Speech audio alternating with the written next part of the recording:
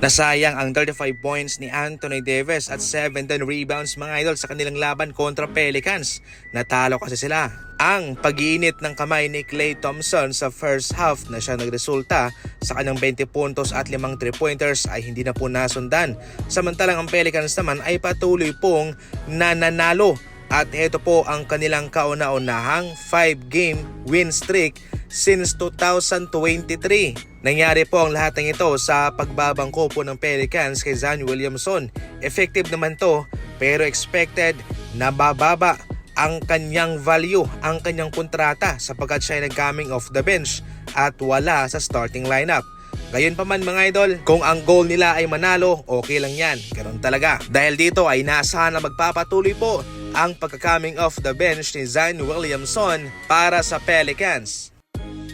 Pinagtawanan ng karamihan itong ginawang celebration kuno ni Thomas Bryant mga idol dahil siya natisod at natumba pa nga siya.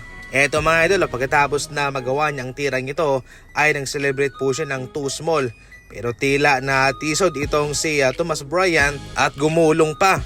Buti na lang ay nanalo ang kanyang kupunan sa laban nila versus Hornets. Si Mitchell 30 points, Garland 27 at Hunter 27 points. Natapos na ang kanilang 3-game losing streak mga idol. Hindi rin po masyadong maganda ang tinatakbo sa ngayon ng Cleveland Cavaliers.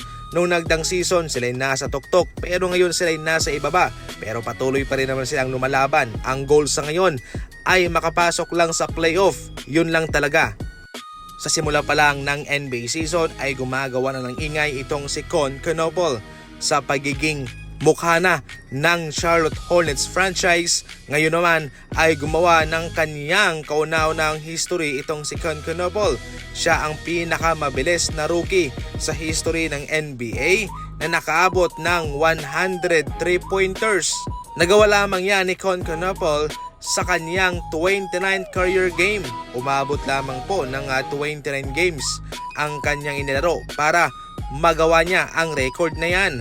At mabilis po yan ng dalawang mga laban kumpara sa previous record nitong si Lauri Markkanen. Kumbaga sa madaling salita, umangat lang po ng 12 games si Markkanen sa record na yan.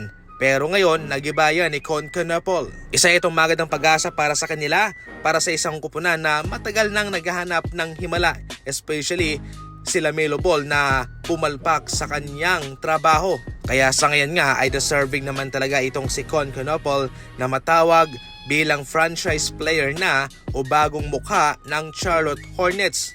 Nandyan pa rin naman si LaMelo Ball at sila'y magsasama pa rin naman. Kumbaga core player na sila, LaMelo Ball, Con Canopol at Brandon Miller.